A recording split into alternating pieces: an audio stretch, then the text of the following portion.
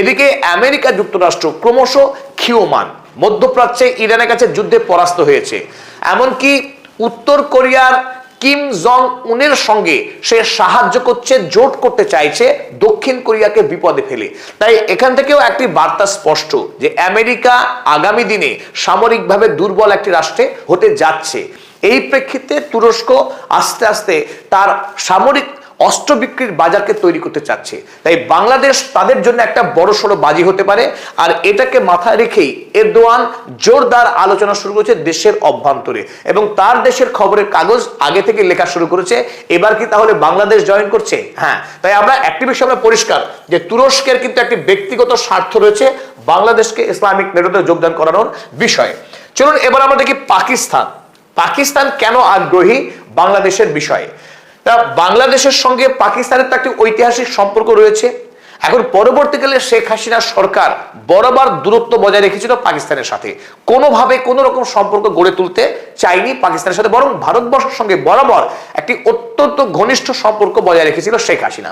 তাই 24 সালের জুলাই অভ্যুত্থানের পর যখন হাসিনা সরকারের পতন হলো, তখন থেকেই ভারতবর্ষের সঙ্গে দ্বিরাষ্ট্রিক সম্পর্কের ক্ষেত্রে একটি টানাপোড়েন শুরু হয়েছে বাংলাদেশের। তারেক রহমান এই ভোটে বিজয়ী প্রধানমন্ত্রী হবার পর ভারতের সঙ্গে যে দ্বিরাষ্ট্রিক সম্পর্ক বাংলাদেশের, সেটিকে উন্নত করার চেষ্টা চালিয়ে যাচ্ছেন, ভারতও চেষ্টা চালাচ্ছে। কিন্তু এর মাঝে আমরা দেখতে পাচ্ছি তারেক রহমান পাকিস্তান সরকারের সঙ্গেও সমানভাবে একটি সুন্দর বোঝাপড়া গড়ে তোলার চেষ্টা চালাচ্ছেন। আর তারই নজির আমরা দেখলাম যে 15ই আগস্ট ডিজিআইএফআই এর 6 জন সদস্য উড়ে গেলেন পাকিস্তানে, আর পাকিস্তানের সঙ্গে একটা বোঝাপড়া হলো, আর সেই বোঝাপড়ার নিরিখেই তারেক রহমান ভারত সফর বাতিল করে দিলেন। তাই এখান থেকে আমরা একটা জিনিস বুঝতে পারছি, পাকিস্তান ক্রমশ বাংলাদেশের উপর, বাংলাদেশের রাজনীতির উপর, বাংলাদেশের সরকারের বিদেশ নীতির উপরে প্রভাব বিস্তার করতে শুরু করেছে। তাই বাংলাদেশ যদি আগামী দিনে ইসলামিক নেটোর সদস্য হয়ে যায়, সেই ক্ষেত্রে পাকিস্তানের সঙ্গে বাংলাদেশের যে সম্পর্ক, কূটনৈতিক বা অর্থনৈতিক এমনকি মিলিটারি, সেই সম্পর্কগুলো মজবুত হবে। তাহলে পাকিস্তানে কিন্তু অনেকখানি লাভ। সেটা ভারতবর্ষের সঙ্গে বাংলাদেশ যাতে আগামী দিনে সুসম্পর্ক গড়ে তুলতে না পারে, সেই বিষয়ে পাকিস্তান মনোযোগ দেবে। তাই বাংলাদেশ পাকিস্তানের জন্য ডিপ্লোম্যাটিক্যালি অর্থাৎ কূটনৈতিক এবং কৌশলগতভাবে একটি গুরুত্বপূর্ণ ভৌগোলিক অঞ্চল হতে পারে, যাকে কবজা করতে পারলে ভারতের উপরে চাপ প্রয়োগ করা পাকিস্তানের জন্য সহজ হবে। আর সেই লক্ষ্যেই পাকিস্তান কিন্তু কাজ করছে জোরদারভাবে। ওদিকে ছোট আমরা দেখি সৌদি আরবের স্বার্থ কোথায়। সৌদি আরব এতদিন বিপুলভাবে ভারতবর্ষের উপর নির্ভরশীল ছিল, তার দেশের অর্থনীতি এবং সৌদি আরবের যে অর্থনৈতিক বিকাশ, সেই বিকাশের ক্ষেত্রে ভারতীয় শ্রমিক, ভারতীয় ইঞ্জিনিয়ার, ভারতীয় ডাক্তার এতদিন কাজ করে এসেছে সৌদি আরবে। তাতে ভারতবর্ষেরও বিপুল লাভ হয়েছে, কারণ ভারতের গরিব যারা শ্রমিক সৌদি আরবে কাজ করে প্রচুর পরিমাণে টাকা এনেছে ভারতের বাজারে। কিন্তু সাম্প্রতিক সময়ে সৌদি আরব পাকিস্তানের সঙ্গে তাদের সামরিক কূটনৈতিক সম্পর্কের ঘনিষ্ঠতা বাড়াচ্ছে।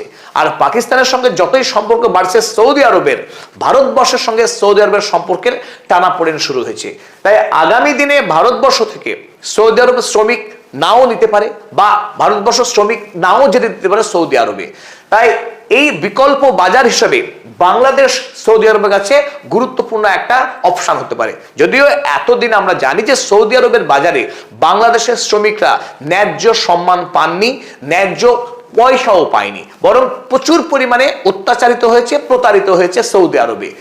কিন্তু আগামী দিনে বাংলাদেশের ক্ষেত্রে একটা কপাল খুলে দিতে পারে যদি সৌদি আরবের সঙ্গে বাংলাদেশের চুক্তি স্বাক্ষরিত হয়, যে আগামী দিনে বাংলাদেশ তাদের দক্ষ শ্রমিককে সৌদি আরবে পাঠাবে, এবং বাংলাদেশ ডিগ্রি এবং তাদের শ্রমিকদের দক্ষতার প্রশ্নে তারা কোনো রকম আপোষ করবে না।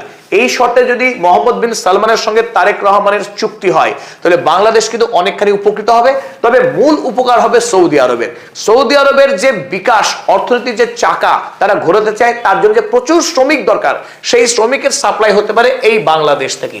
তাহলে আমরা স্পষ্ট বুঝতে পারছি যে বাংলাদেশকে নিয়ে পাকিস্তান, সৌদি আরব, তুরস্ক এই তিনটি রাষ্ট্র সমান উৎসাহী এই মুসলিম নেটোতে বাংলাদেশকে যোগদান করানোর বিষয়ে। তবে এই প্রসঙ্গে আমি একটা আলোচনা করেছিলাম যে এই মুসলিম দেশগুলো ছাড়াও চীনের একটি গুরুত্বপূর্ণ রোল থাকবে বাংলাদেশকে এই ইসলামিক নেটোতে যোগদান করানোর বিষয়ে। কেন সেটা চলুন এবার বুঝে নিই।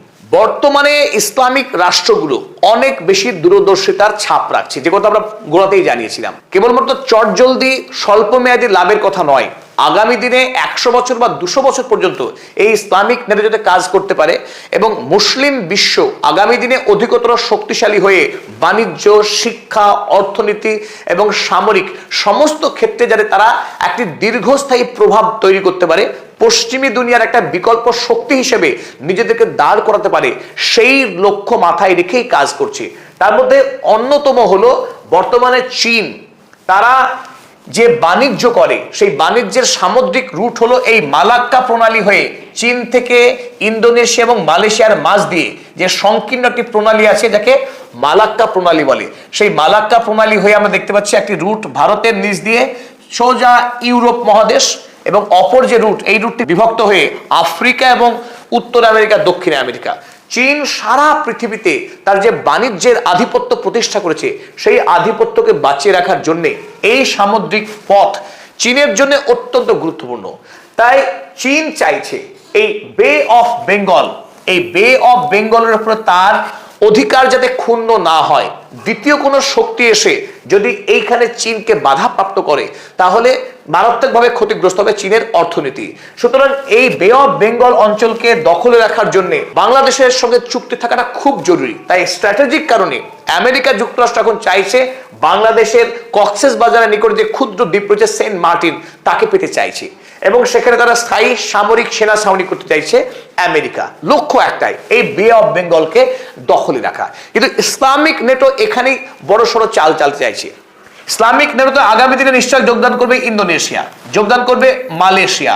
তো মালয়েশিয়া এবং ইন্দোনেশিয়া যোগদান করলে এই মালাক্কা প্রণালীর উপরে ইসলামিক রাষ্ট্রগুলোর শক্তি থাকলো, পাশাপাশি এই বে অফ বেঙ্গল বাংলাদেশ যদি জয়েন করে তাহলে বে অফ বেঙ্গলের উপরেও দারুণভাবে প্রভাব তৈরি হবে ইসলামিক রাষ্ট্রগুলির। তাই এদিকে এই মধ্যপ্রাচ্য এবং এই বে অফ বেঙ্গল হয়ে ইন্দোনেশিয়া, মালয়েশিয়া, এই বিস্তীর্ণ অঞ্চলে ইসলামিক শক্তিগুলির একটি আধিপত্য তৈরি হবে, যেটা ছিল ইসলামের স্বর্ণযুগে। সাগর, পৃথিবীর অধিকাংশ সাগরেই মুসলিম দেশগুলি বাণিজ্য করত একচেটিয়া। সেই দিন আগামী দিনে যাতে ফিরিয়ে আনা যায় তার সুদূর প্রসারী প্রচেষ্টা কিন্তু শুরু হয়েছে, আমরা দেখতে পাচ্ছি ইসলামিক নেটোর মধ্য দিয়েও। এখানে একটা প্রশ্ন তৈরি হতে পারে যে চীনের ইন্টারেস্ট আছে, ইসলামিক নেটোরও ইন্টারেস্ট আছে, তার দুজনের ইন্টারেস্ট এক জায়গায় হচ্ছে কি করে? এক জায়গায় এখানেই হচ্ছে, পাকিস্তান চীনের উপরে দারুণভাবে নির্ভরশীল এবং পাকিস্তানের সঙ্গে মধ্যপ্রাচ্যের রাষ্ট্রগুলোরও সখ্যতা ক্রমশ বাড়ছে। তাই ইসলামিক রাষ্ট্র এবং চীন বর্তমানে গভীরভাবে অ্যালায়েন্স করে চলছে যাতে আগামী দিনে গোটা পৃথিবীর অর্থনীতিকে নেতৃত্ব দান করতে পারে চীন, সেই লক্ষ্যে এগোচ্ছে।